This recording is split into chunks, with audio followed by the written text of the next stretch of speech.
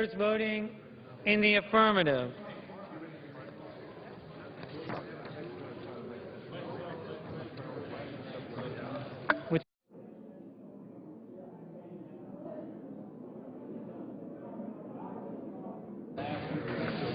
Senators voting in the affirmative: Akaka, Alexander, Ayotte, Begich, Bennett, Bingaman, Blumenthal, Boxer, Brown of Massachusetts, Brown of Ohio, Burr, Cantwell, Cardin, Coburn, Collins, Conrad, Coons, Corker, DeMint, Durbin, Feinstein, Franken, Graham, Grassley, Hatch, Heller, Inhofe, Johnson of Wisconsin, Johnson of South Dakota, Kerry, Klobuchar, Cole, Kyle, Lee, Lieberman, Manchin, McCain, Menendez, Merkley, Mikulski, Murkowski, Murray, Nelson of Florida, Hall, Portman, Reed of Rhode Island, Rockefeller, Rubio, Sessions, Shaheen, Shelby, Toomey, Udall of Colorado, Udall of New Mexico, Warner, Webb, Whitehouse, Wyden. Mr. Levin, aye. Ms. Snow, aye.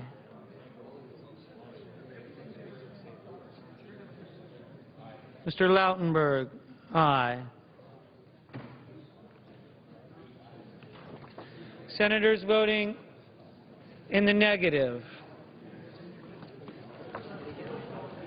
Barrasso, Baucus, Blunt, Bozeman, Chambliss, Coates, Cochran, Cornyn, Crapo, Enzi, Gillibrand, Hutchison, Inhofe, Isaacson, Johans, Landrieu, Leahy, Lugar, McConnell, Moran, Nelson of Nebraska, Pryor, Risch, Roberts, Sanders, Tester, Thune, Vitter, Wicker.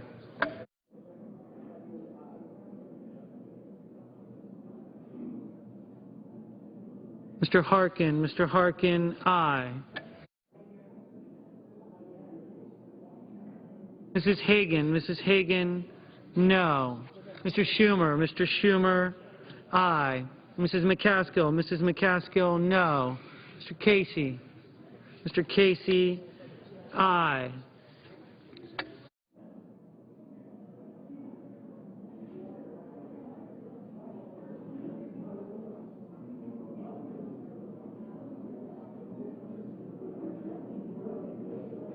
Mr. Hoeven, no.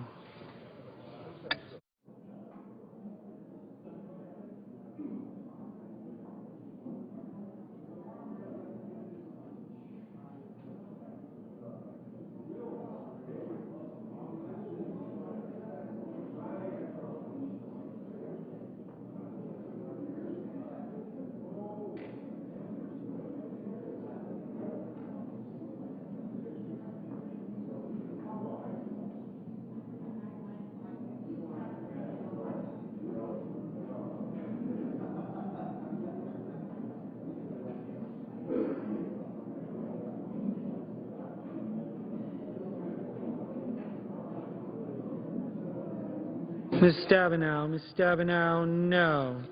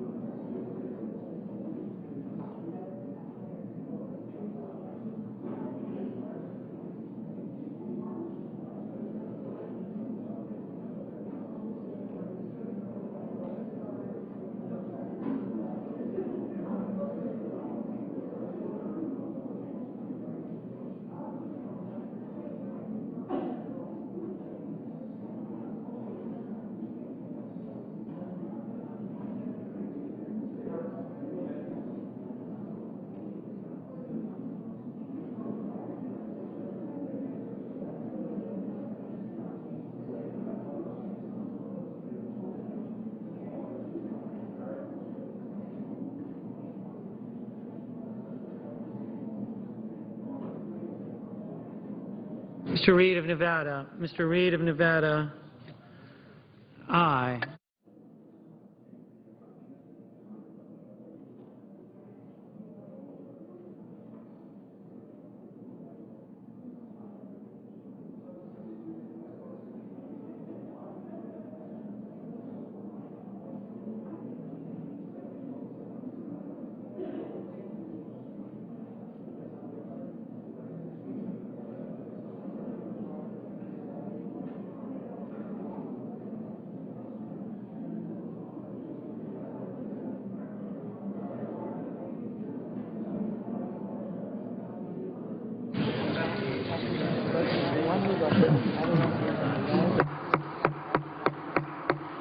Are there any senators in the chamber wishing to vote or to change their vote?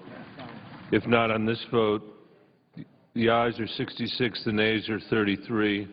The amendment is agreed to. Move to table that. Mr. President, Without objection, the majority leader. we've made a lot of progress on this legislation. We're down to 10 or 11 amendments. We're going to come in tomorrow and finish this bill.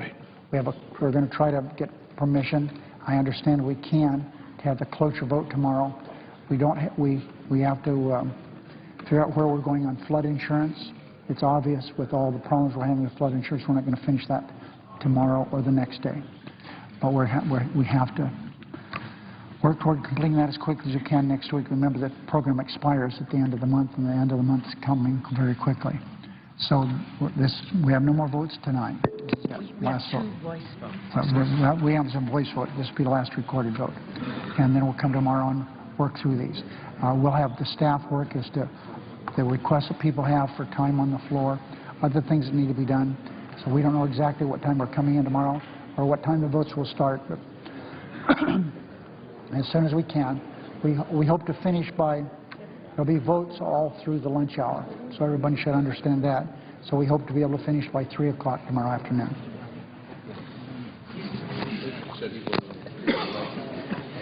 So you go on for it.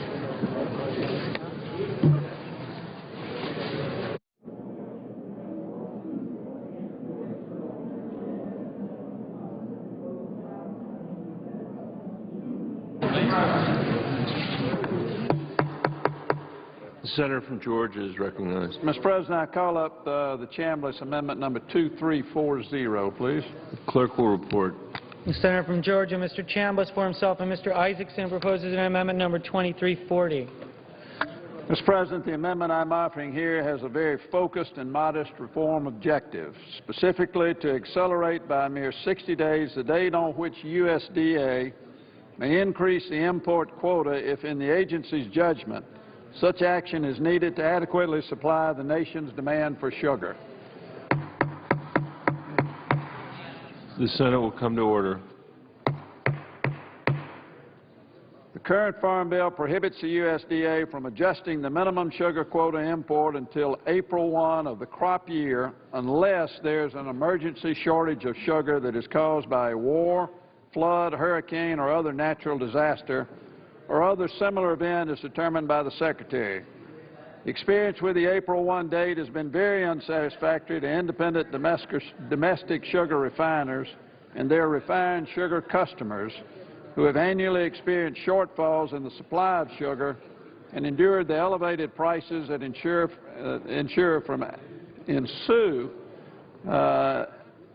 from inadequacy of timely supply. The April 1 date leaves precious little time in the balance of the sugar crop year for USDA's complex bureaucratic process, and I would ask support for this amendment. The senator's time has expired. The senator from Michigan. Thank you, Mr. President. I would ask that we take this as a voice vote, and we have an agreement to proceed to do that. If there's no further debate on the amendment, all those in favor say aye. Aye. All those opposed? The ayes appear to have it. The ayes do have it. The amendment is agreed to. Mr. President, Senator from Georgia. I would ask that my amendment number 2432 be called up. The clerk will report. The senator from Georgia, Mr. Chambliss, proposes an amendment number 2432. Mr. President, this amendment simply strikes $20 million annually in mandatory funds from the Farmers Market Promotion Program. The program will still retain its authorization for annual appropriations at $20 million per year. Now, I understand the important role that farmers markets play in connecting consumers with the farmers that grow their food. However, this is a grant program that should be funded with discretionary appropriations. We can't give every program in the Farm Bill mandatory money at a time of fiscal crisis. The number of farmers markets in the U.S. has grown exponentially over the last 5 years. The Agriculture Marketing Service reports that in the mid-2011 there were 7,175 farmers markets in the United States. This was a 17% increase over 2010. This amendment will save the government $200 million over the next 10 years while still allowing the program to retain its integrity. And I ask for consideration and for an affirmative vote. The Senator from Michigan. Mr. President, I would strongly oppose this amendment. This relates to a very important growth in agriculture regarding farmers markets. We now have farmers markets all across the country in every community. It's a chance for local growers to be able to come together, for families to be able to receive healthy food and to have access to local food in their communities. I know in Michigan, for every $10 spent at a farmer's market, we have $40 million in economic activity just in Michigan alone for $10. So I would strongly urge a no vote on this amendment. What kind of math is that? The question is on amendment number 2432. All those in favor say aye. Aye. All those opposed, nay. The noes appear to have it. The noes do have it. The amendment is not agreed to.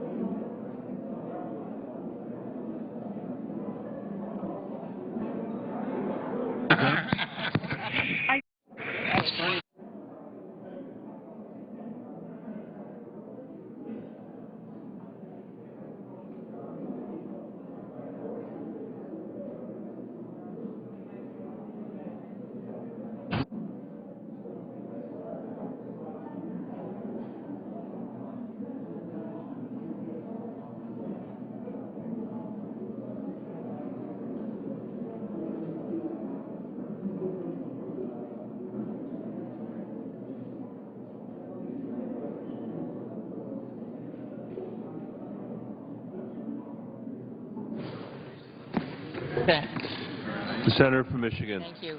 First, I want to say thank you to all of our colleagues for their wonderful work today, and apologize. I think when I was speaking a moment ago, I was not exactly clear, I think, after numerous hours on the floor now, but it is true that if a family spends $10 at a farmer's market, it generates economic activity in Michigan of $40 million. If every family in Michigan spent $10. So I don't know if that's any clearer, but I apologize that I think in my at the end of the day, I think I wasn't clear. But I do want to, before going to unanimous consent request, thank the leader. Thank both our leaders for their patience and diligence for supporting our efforts. We've had a long day. People have worked very hard, and we're near the end. We're going to have a farm bill. We're going to have major reform, $23 billion in deficit reduction. We're doing it all together through a process where we propose amendments and vote on amendments, and the Senate is operating in regular order, and we appreciate everybody's hard work and hanging in there with us as we get this done, which we are on the path to do tomorrow. So I would ask unanimous consent that the Bennett-Crapo Amendment 2202 be agreed to. Is there objection? Without objection, so ordered. Thank you. I believe also that we are waiting on another possibility of an agreement on amendments that may come tomorrow, but I think at this point, Mr. President, I would yield the floor.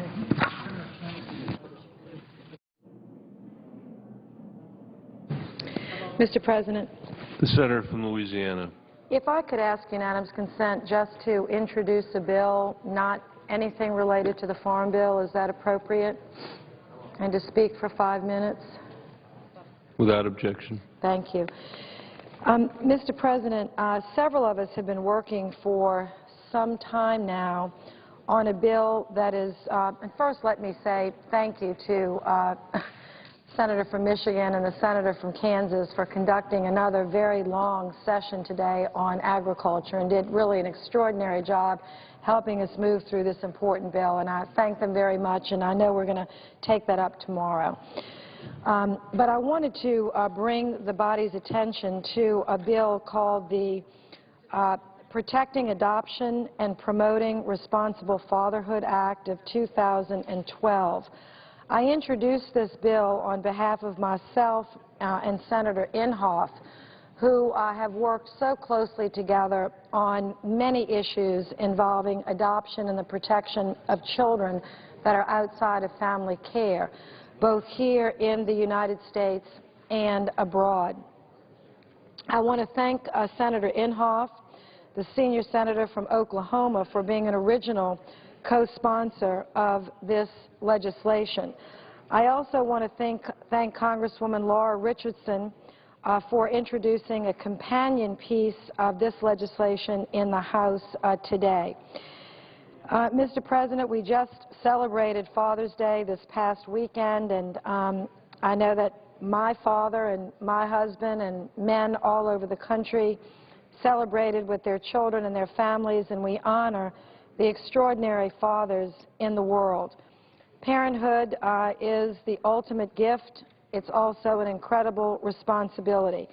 And we all have benefited, or many of us have benefited, from really wonderful fathers who care and support families and support children through their young years, their adult years, and even into their older years. But, Mr. President, when fathers are absent, when they abandon their responsibility to their children, they can make the mothers of these children and their children more vulnerable. Sometimes a woman will make a decision to place a child for adoption if they're unmarried, unwilling, unable, just at a vulnerable time in their life to not be able to raise a child. Adoption can be a very positive option. There are some members of our Congress who have adopted children and have adopted grandchildren, so we know the blessings of adoption. This bill will help to facilitate and clear up some legal quagmires that occur in many states to clear the way for women of any age to make a decision for adoption. There are many of us across party lines that have supported more domestic infant adoptions, more domestic adoptions for children of all ages, and particularly adoption of special needs children. This bill really affects infant adoptions. It sets up a voluntary registry that tracks what 38 states have already done. Any person, any male who has the intention of supporting and raising a child can register on this registry, and their will and wishes will be taken into consideration. But in the situation that often happens when this man is not interested in being the kind of responsible father that he should be, then this registry helps to expedite without a lot of legal quagmire, but with protection to both the father and the mother, to expedite adoption. It has gone through a vetting process with any number of outside organizations. I want to thank the American Bar Association. I want to particularly thank the Association of Adoption Attorneys, who helped to draft this important piece of legislation, and I just wanted to come to the floor to introduce it. Mr. President, we will, of course, bring it up when the leadership allows us that opportunity. It may have to go through a committee process. We may be able to clear it with the support of both Republicans and Democrats, as is shown by the support of Senator Inhofe and myself. Hopefully we can get it done in a short period of time and provide really a clearer path to promote adoption in the United States. And I thank you, Mr. President, and I yield the floor. The senator from Georgia. Mr. President, I would first ask unanimous consent that following my comments, which won't be more than about 10 minutes, that Senator Brown of Ohio follow me for 10 minutes. Without objection. Mr. President, 2 weeks ago I stood in this chamber and was joined by my colleague, Senator McCain, in calling for the appointment of a special counsel to investigate the recent series of leaks of classified information that are so damaging to our national security. Despite the bipartisan support for a special counsel, the Attorney General chose instead to appoint 2 United States attorneys who will act under his supervision and conduct separate investigations of just 2 of these leaks. I believe the American people, our intelligence community, and our allies deserve a better response from the Attorney General and from this administration. These leaks have violated the public trust and potentially damaged vital liaison relationships we can ill afford to lose in our fight against ongoing threats from terrorism and hostile nations.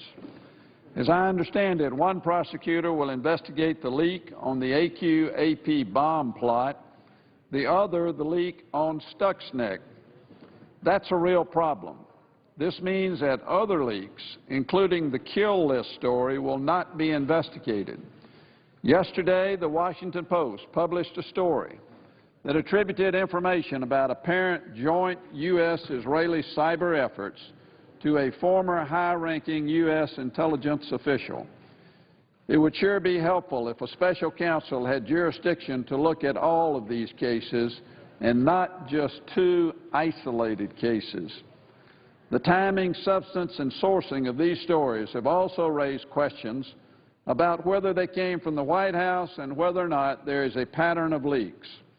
It's hard to imagine how 2 U.S. attorneys who worked for this administration will be able to investigate this aspect of the cases without being perceived as biased by those who are unhappy with what they ultimately find. We need a special counsel who will be trusted no matter what he finds. Now, I'm not questioning in any way the qualification of these 2 U.S. attorneys to do their jobs for which they were confirmed by this Senate. I know questions have been raised about the prior political activities of the U.S. Attorney for the District of Columbia and whether he might be too deferential to the White House. I have no specific reason to question the capabilities or integrity of either of these men. I'm sure that they're good prosecutors and good men. But the very serious nature of these leaks demands an investigation that is conducted in a manner totally above reproach and without any possible inference of bias. Unfortunately, because these U.S. attorneys must answer to the Attorney General, they cannot conduct independent investigations. With each key decision they make, whether to subpoena a journalist, what investigative techniques should be used, what charges can be brought, they will be subject to the Attorney General and his direction. Mr. President, that is hardly being independent. Last week, the Attorney General testified before the Senate Judiciary Committee that appointing a U.S. attorney was the same thing that was done in the Valerie Plame case, and I would submit that that was an entirely different scenario because in that case, Mr. Fitzgerald, who was a special counsel appointed, insisted on getting written confirmation that he would be truly independent from the then acting Attorney General, and he got that confirmation in writing from the then acting Attorney General, Mr. Comer. Significantly, the Plame case involved a single leak of classified information and was deemed serious enough to warrant an independent investigation. The former president also ordered his staff to come forward with any information they had about the source of the leak. In this case, there have been a series of incredibly damaging leaks in articles citing, and I quote, senior administration officials, close quote, and White House, quote, aides, close quote, and also specific quotations coming out of the Situation Room, which is located in the White House. We have seen no clear instructions from this administration for officials to come forward. This situation seems to create a greater appearance of a conflict of interest for the Attorney General than was presented in the Plame investigation and calls out for the appointment of a special counsel. The Attorney General also testified that he could always appoint these U.S. attorneys as special counsel if they needed to investigate acts outside of their jurisdictions. Others have made the argument that we have to wait to see if these U.S. attorneys do their jobs well before appointing a special counsel. Well, Mr. President, neither argument makes sense to me. Why in the world should we wait? All of these leaks should be investigated together, not separately, and they should be investigated now. The leaks are relatively recent and the trail is still somewhat fresh. But if we have to wait to see how these men measure up or if the trail takes us to a district outside of their specific jurisdiction, we run the risk of losing evidence or memories fading. Those aren't risks that anyone should be willing to take. This is not and must not become political. It's about finding these criminals who have jeopardized our national security and ensuring that they are brought to justice in an independent, objective, apolitical investigation. I again call on the Attorney General to do what now should have been done 2 weeks ago. This series of leaks should not be treated as business as usual. As Congress considers legislative solutions to put a stop to these leaks, the administration needs to step up its response. Appointing a special counsel who can independently and comprehensively investigate all of these leaks and find who is responsible for any and all of them is the best way to restore the public trust in our government and our government officials. Mr. President, I yield the floor.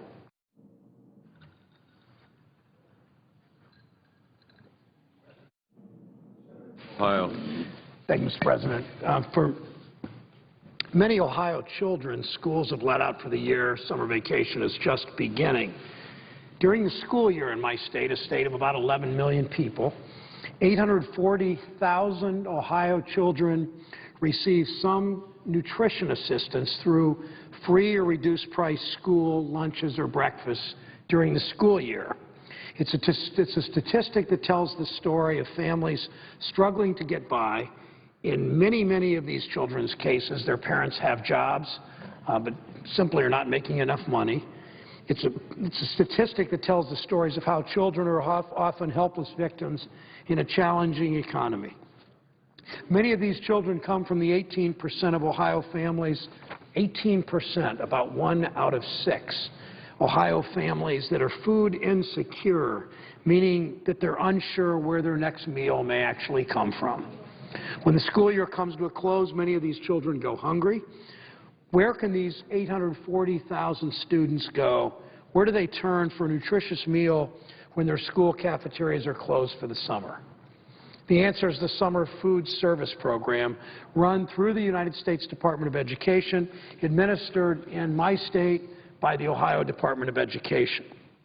For Ohio parents and guardians and school administrators, the Summer Food Service Program is available for them to find healthy meals for children during the summer. But too many Ohio families don't know about this critical program. That's why it's so important to raise awareness and increase access to the program for all Ohio children, regardless of where they live. Summer break should mean a break from good nutrition. At the beginning of this talk, I mentioned that 840,000 Ohio children benefit from free and reduced school breakfast and lunch programs, 840,000.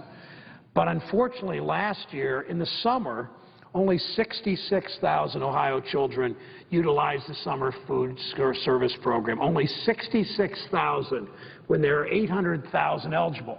I would add, Mr. President, that Ohio, at least last year, I believe, was slightly above the national average. So in state after state after state after state, only 10% of students eligible for the summer feeding program, 10% of those who were benefiting from breakfast school, free and reduced price breakfast in school, breakfast and lunches in the schools, less than 10% of those children benefit in the summer. So in Ohio, only 66,000 Ohio children utilize this program. Hundreds of thousands obviously need and receive nutrition assistance during the school year. Ensuring our children have access to healthy food during the summer is so important, especially as more families slip into poverty. Summer food program is a vital program that helps stem the crippling cycle of food insecurity by providing school-age children breakfast or lunch or snack during the summer. At some sites, children can receive these meals while participating in educational activities or organized games. We know, Mr. President, and the presiding officer was superintendent of one of the great school districts in this country, we know how particularly low-income students during the summer months slide back in their educational attainment, that at the beginning of the school year, teachers have to sort of reteach what was taught perhaps in April and May. We also know that in families with a little higher income, they often have activities in the summer the children do, exposure to books and magazines, vacations, exposure to cultural events that help those children continue to advance in the summer. Many of these students that aren't getting proper nutrition in the summer also aren't getting the educational challenges they need. That's why at these sites, children, while they're receiving meals, participate in educational activities or organized games. The good news is there are more sites this year for Ohio families to turn to, more than 1,700 across 77 counties. Nonetheless, Mr. President, 11 counties out of the 88 in Ohio still lack feeding sites.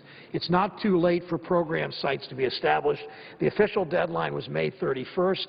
Interested sponsors and volunteers can still work with the Ohio Department of Education to establish new centers for children to get meals. Understand the difficulty here, Mr. President. Somebody needs to step forward, a teacher, an administrator, someone in the school district, someone in a church, someone in a rec center of some type has to step forward every May or June and set up one of these programs and then take it down again in August and September. So it's unlike the school district, which has this built in to its process.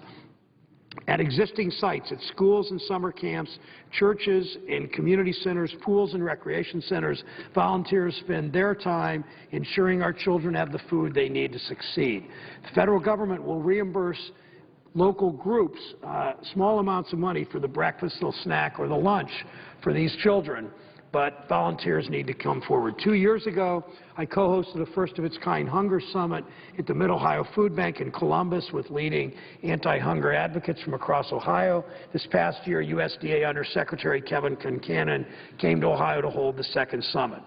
We continue to reach out to organizations like the AmeriCorps Vista Summer Association Partnership that can help through volunteers, through AmeriCorps, that can help set up these programs and provide meals to the children in need. This summer will be an important few months to learn how far we've come and how far we have to go in serving our state's children. Outreach, public awareness are critical components to ensure that the end of the school year doesn't mean the end of children getting the nutrition they need for the summer. President, I suggest the absence of a quorum. The clerk will call the roll. Mr. Inhofe.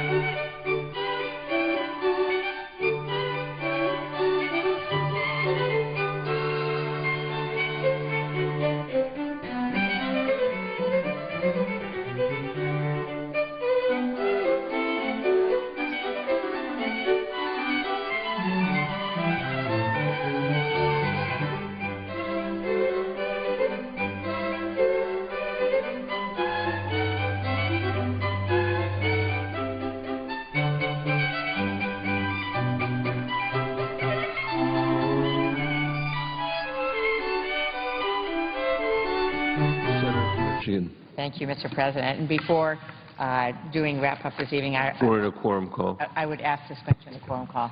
Without objection. Thank you. Before going into unanimous consent, I just want to say one more time how appreciative I am of everybody's hard work and patience with us today. We've made tremendous progress on a very, very important bill that helps 16 million people in this country have a job and keeps the safest, most affordable food system in the world going. So thanks to everyone. Thanks to my ranking member, who's been a terrific partner with me. Mr. President, at this point, I ask unanimous consent the Senate proceed to a period of morning business with senators permitted to speak therein for up to 10 minutes each. Without objection.